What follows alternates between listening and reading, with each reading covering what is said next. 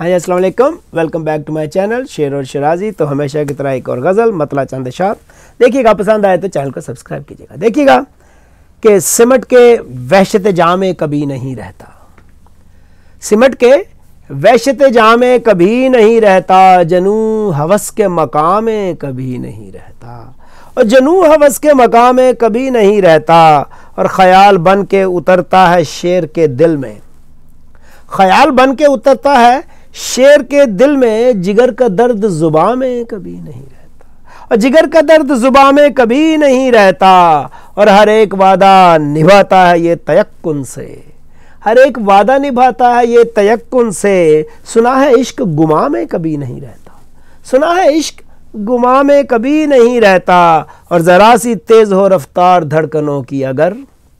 ज़रा सी तेज़ हो रफ्तार धड़कनों की अगर, नज़र का तीर कमा में कभी नहीं रहता, और नज़र का तीर कमा में कभी नहीं रहता। और शेर देखिए कि हर एक गली में मोहल्ले में फैल जाता है, हर एक गली में मोहल्ले में फैल जाता है, हराम रिस्क दुकान में कभी नहीं रहता, हराम रिस्क दुकान में कभी नहीं रहता। और आखिरी शेर बकता देखिए कि हमेशा जहन में रहता है चुपके शिराजी,